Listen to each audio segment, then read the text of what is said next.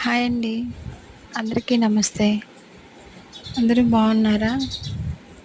ఈరోజు మీకు నూచేలో స్పేర్ చేయడం చూపించబోతున్నాను. నూచేలోకి వచ్చున్నాము. ఇక్కడ ఎలా స్పేర్ చేసుకోవడానికి నీళ్ళు ఎక్కడ తెచ్చుకుంటాము, ఇంత దూరం నుంచి మోసుకొని వచ్చి స్పేర్ చేసుకోవాలి ఏంటి అనేది చూపించబోతున్నాను. ఇది నీళ్ళు వచ్చే తూము అండి. వరి పొలాలకి ఈ తూము గుండా నీళ్లు కాలువలు కడతారు. ఇందులో నుంచే నీళ్ళు అన్ని పాదులకి పోతూ ఉంటాయి. ఇంకా నీళ్ళు దగ్గరలో లేవు, ఇక్కడి నుంచే ఇంకా మోసుకొని పోయి ఆ నూచేలో స్పేర్ చేసుకోవాలి. అందుకని ట్యాంక్ ఇక్కడే పెట్టుకొని ఆ నీళ్ళన్నీ ట్యాంక్లో పోసుకొని మందు కలుపుకొని ఆ కైలు దగ్గరికి తీసుకెళ్ళాలి. చిన్న చిన్న చేప పిల్లలు ఉన్నాయి, అవి చూస్తారని చూపించాను. అక్కడుంది తాటి చెట్లు ఉన్నాయి కదా, అక్కడుంది తూము. అక్కడి నుంచి మా వారు వెళ్తూ ఉన్నారు, వెనకాల నేను వెళ్తున్నాను. ఇవి కైలు. ఈ కైలు, ఈ 2 కైలు 4 కైలు వరకు పైరు పెట్టలేదు, నీళ్లు సరిపోవని. ఈసారి వేరే వాళ్ళవండి, అవి మనవి కాదు. వాళ్ళు పైరు పెట్టలేదు, అందుకని ఆ కాయలు ఖాళీగా ఉన్నాయి. మేమేంటంటే వరి వేయలేదు, మేము కూడా వరి కాకుండా నిమ్మ చెట్లు వేస్తున్నాము.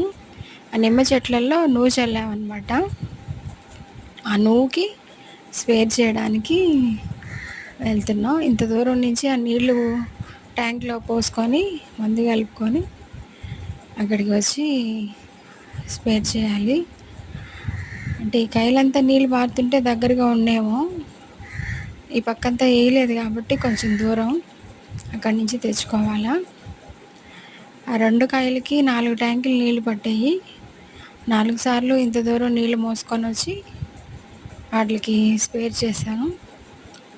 దగ్గరికి వచ్చేసాము. ఇది ఒక భాగం. ఇదేనండి నువ్వు. చిన్నదిగా ఉన్నప్పుడు వీడియో పెట్టినాను, ఇప్పుడు కొంచెం పెద్దదైంది.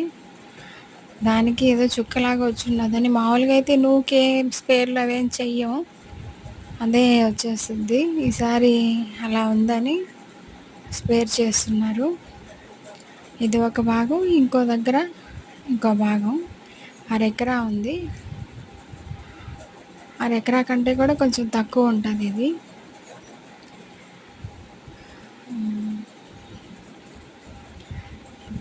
ఇది ఆ భాగం అండి.